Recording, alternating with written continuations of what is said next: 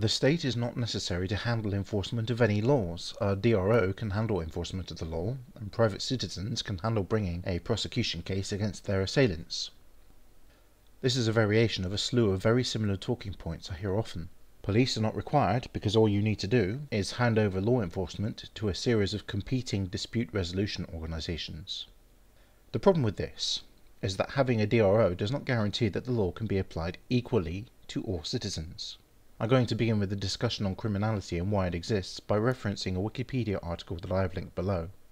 One can view criminalisation as a procedure deployed by society as a preemptive, harm reduction device, using the threat of punishment as a deterrent to anyone proposing to engage in a behaviour causing harm. The state becomes involved because governing entities can become convinced that the costs of not criminalising through allowing the harms to continue unabated outweigh the costs of criminalising the behaviour by restricting individual liberty, for example, to minimise harm to others.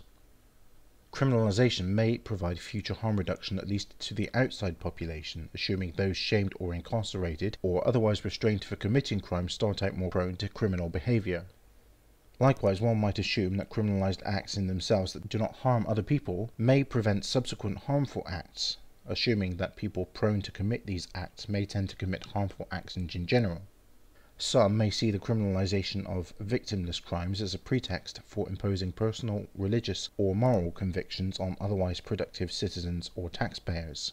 This is a very real possibility and one that I acknowledge. Some commentators may see criminalisation as a way to make potential criminals pay or suffer for their prospective crimes. In this case, criminalisation becomes a way to set the price that one must pay to society for certain actions considered detrimental to society as a whole. An extreme view, which might be held by certain types of people, such as randroids, might see criminalisation as state-sanctioned revenge. However, states control the process of criminalisation because, first of all, even if victims recognise their own role as victims, they may not have the resources to investigate and seek legal redress for the injuries suffered. The enforcers formally appointed by the state often have better access to expertise and resources. 2. The victims may only want compensation for the injuries suffered while remaining indifferent to a possible desire for deterrence. 3. The fear of retaliation may deter victims or witnesses of crimes from taking any action. Even in policed societies, fear may inhibit from reporting incidents or from cooperating in a trial. 4. Victims on their own may lack the economies of scale that could allow them to administer a penal system, let alone to collect any fines levied by a court. Garupa and Clerman, 2002, warn that a rent-seeking government has as its primary motivation to maximise revenue, and so if offenders have sufficient wealth, a rent-seeking government will act more aggressively than a social welfare-maximising government in enforcing laws against minor crimes, usually with fixed penalties such as parking and routine traffic violations, but more laxly in enforcing laws against major crimes. And 5. As a result of the crime, victims may die or become incapacitated. In a case of criminal laws, these need to be enforced by an agency that has the power to enforce these laws against everyone within that territory, not just those subscribed to a dispute resolution organisation. Consider the following point. Victims may or may not recognise that they are the victims of crime. If they do not recognise that a crime has been committed against them, then they have been victimised and have lost out, while the criminal has gotten away with the offence. Remember, there's no one there to enforce the law. If they do not have the resources to engage a DRO to prosecute their side, then they are simply out of luck and the criminal who has committed the act got away with it. Again, there is no one to enforce the law except the DRO, who isn't going to do anything because they haven't been paid to do so.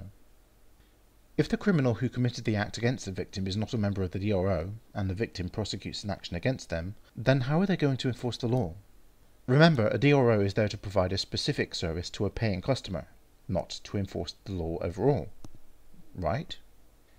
If the DRO is given authority to enforce the law over the criminal who has committed a crime against a customer of the DRO in question, then that's a bit like having a government police force. And remember, these are jackbooted thugs who are the muscle that the mafia known as government pays to do their dirty work, right? So while there are problems with law enforcement over crimes, there are just as severe, if not worse, problems of having a society that relies upon competing DROs each trying to get business as private security from paying customers. And non-paying customers are shit out of luck. This is why such a system doesn't exist anywhere in the first world.